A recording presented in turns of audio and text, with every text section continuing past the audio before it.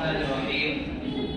الحمد لله رب العالمين، والصلاة والسلام على سيد الأنبياء والمرسلين وآله الطيبين الطاهرين وأصحابه الكاملين، أما بعد.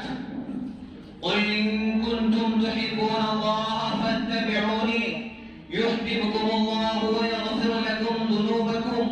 وقال الله تبارك وتعالى في موضع آخر، قال النبي صلى الله عليه وسلم: إن أصدق الحديث كتاب الله، وأحسن الهدي هدي محمد صلى الله عليه وسلم، ولله در القائل: بلغ العلا بكماله، كشف الدجى بجماله. بلغ العلا بكماله، كشف الدجى بجماله، حسنت جميع خصاله، صلوا عليه وآله. رئيس الاحتفال الموقر والسامعين العظام، أولا نشكر الله تعالى على أن أتاح لي الفرصة الذهبية لتقديم الخطابة البديعة باللغة العربية على موضوع سيرة النبي المصطفى صلى الله عليه وسلم في هذه الحفلة الميمونة التي عقدتها لجنة إصلاح اللسان بمناسبة مسابقة الخطابة. فألتمس منكم أن تستمعوا إلى ما أقول استماعا بالغا، وأدعو الله تعالى أن يوفقني أنا وإياكم جميعا للعمل بها. وأنا في الدين،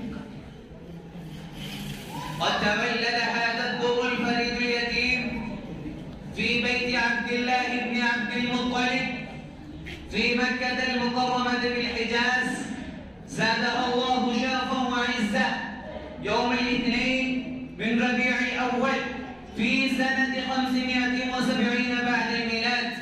وكان أبواب الباران من بني هاشم من قريش، هي أفضل القبائل في العرب. ومات والده الماجد وأنت في بطن أم الحنون آمنة بنت وهب، فكفله جده الأمجد عبد المطلب، وبعد موته كفله عمه الشفيق أبو طالب. وقد اشتغل في شبابه العنفوان بالرعي والتجارة، وقد اشتهر بين الناس أمينا كاملا وصادقا مصدوقا، وفاق على جميع الشبان والشيوخ بحسنه وجماله وكماله وبنائه وإحسانه وإصابه الرأي.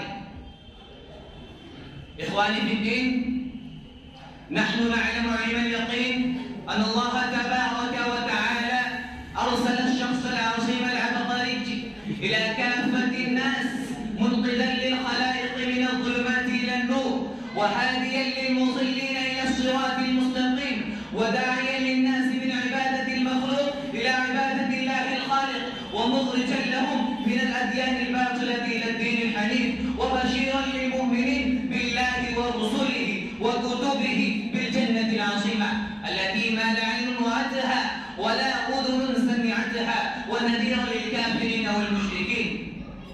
النار التي وقودها الناس والحجارة وعدة للكافرين، وبشيرا للمؤمنين بالله ورسله وكتبه بالجنة العظيمة. وقد بعث معلما للأميين الراشدين المهديين، ومتمما لمكارم الأخلاق، وكان خلقه القرآن العظيم، ونطقه وحي الله تعالى، كما قال الله تبارك وتعالى: وما ينطق عن الهوى إن هو إلا وحي يوحى. أخيرا، إن النبي المحترم كان صادق القول، وصاحب الحوض، وساقي الكوثر، وصاحب الإسراء والمعراج، وله المقام المحمود والشفاعة العظمى في المحشر. ولذا ما قال شاعر الرسول صلى الله عليه وسلم حسان بن ثابت في مدحه: وأحسن منك لم تر قط عيني، وأحسن منك لم تر قط عيني، وأجمل منك لم تلد النساء. خلقت مبرأ من كل عيب، خلقت مبرأ من كل عيب، كأنك قد خلقت